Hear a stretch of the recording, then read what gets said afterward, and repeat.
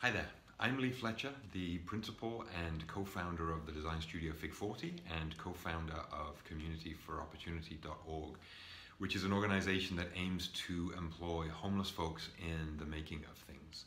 The notion of being well, of helping others and giving back to the community is one that's I certainly find is in constant need of attention.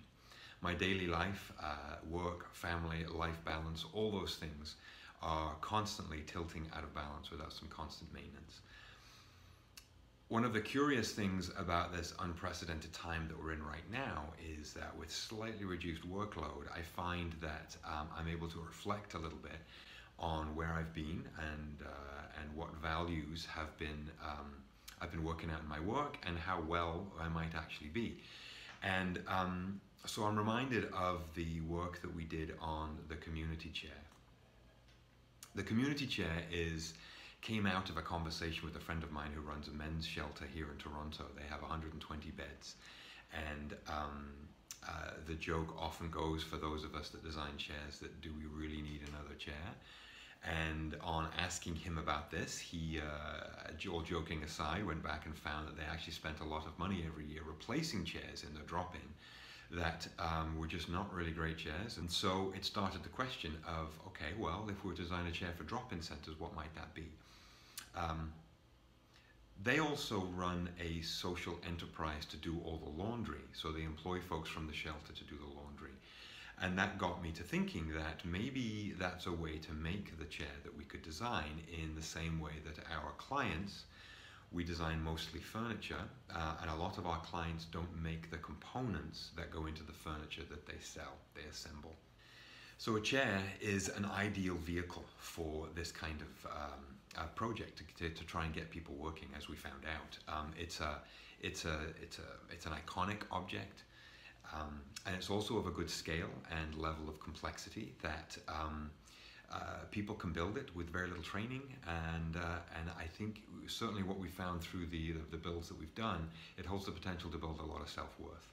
And that really is what Community for Opportunity became about, is for folks that are wrestling with homelessness. Self-worth is a real problem, and what became the design of a chair really translated into an idea that we're still working through, but it's one that builds self-worth in people and gives them opportunity to get back on their feet when they've had some nasty knocks in life. The chair is a simple stacking chair. The research that we did of shelters and environments like that had a whole series of requirements. Things like no nooks and crannies and sharp edges for bugs to potentially nest.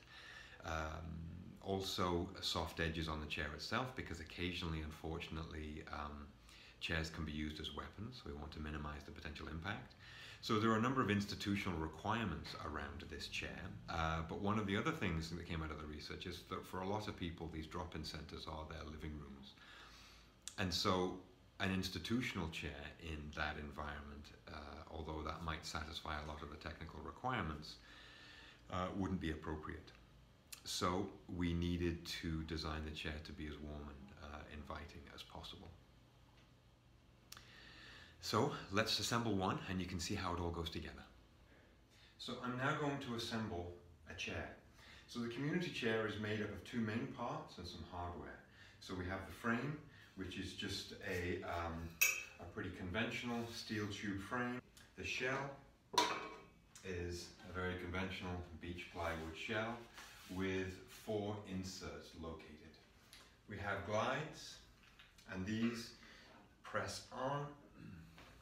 So a key part of being well for me is working on projects with a completely different set of goals.